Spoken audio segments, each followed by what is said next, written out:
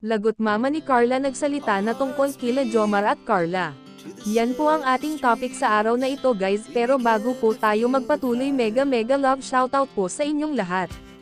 Kumusta po kayo? Naway nasa maayos po tayong kalagayan ngayon at walang anumang mabibigat na karamdaman ang ating mga lupang katawan. So ito na nga po guys, di na po natin patagalin pa ang ating topic reaction. Mama ni Carla ay nagsalita na tungkol kila Jomar at Carla. Labis-labis talaga ang pagpapasalamat ni Ate Cynthia sa mga sponsors ni Carla dahil kung wala daw ang mga sponsors ay hindi daw talaga makapag-aral ng college si Carla.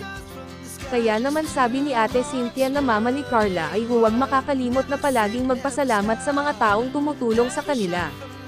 At huwag makalimot na palaging magdasal lalo na ngayon na malayo na siya sa kanila. Ang inaalala ni Ate Cynthia yung sa pag-aasikaso kay Carla. Sa pagkain niya talagang mapagmahal itong mga magulang ni Carla sa kanya, ganun talaga ang magulang kahit pa nga sabihin natin na minsan ay merong pagkakataong hindi nagkakaintindihan.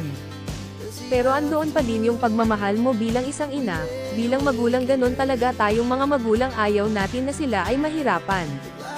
Na kahit pa nga may sarili ng pamilya ang anak natin, di pa din talaga natin matitiis sila.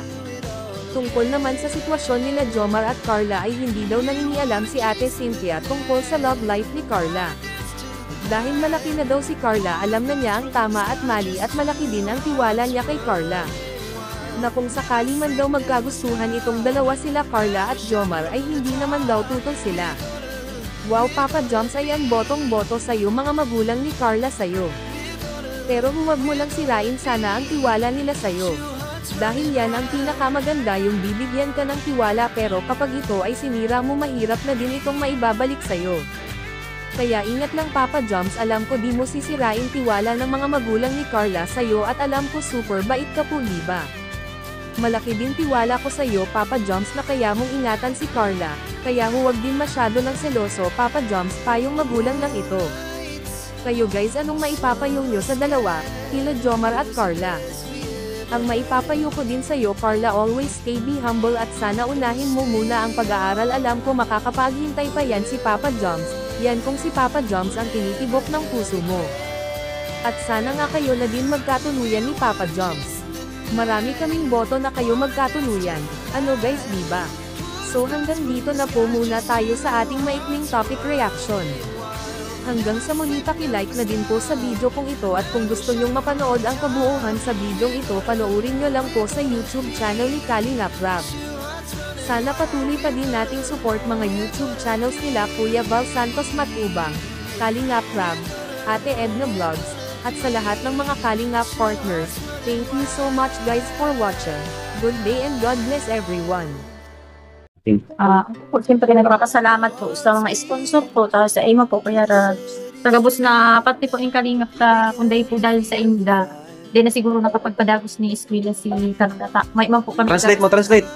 Yan. Translate po daw siya, sabi na Nay, Tagalog. Kung hindi daw sa sponsor, hindi hindi daw mangyayari kay Carla na magkaroon ng Alin? makapag-aral. Nakikinig ka pala. Hindi makapag-enroll. Hindi narinig din ako. Hindi narinig din ako sponsor eh. Sa nag-sponsor. Salamat sa yes, sponsor. Tapos po kay Kuya Ka na di pala. wala po Team Kalik. So ngayon ay ano nararamdaman nyo na at panibagong pagsubok na naman ito. Siyempre college. Di biro may college, di ba? Alam mo yan ni Lolo Bobby. Oo, alam yan. Wala. Ganun mas. Nakasan niya ang loob niya kasi wala siya po dito sa tabi namin. Nakakalayo pa ang papa niya. Tapos ano po kung ano yung gusto niya, maabot niya. Pagsikapan niya po. Ayun naman pala, tama yun. Para maabot niya itong tapos na ano niya po, pangarap ng buhay. Tawag dyan. Ano naman po, minsan po kasi kasama nila si Papa Joms. Okay lang po ba yun sa inyo? Ano pong masasabi niyo ng nanay?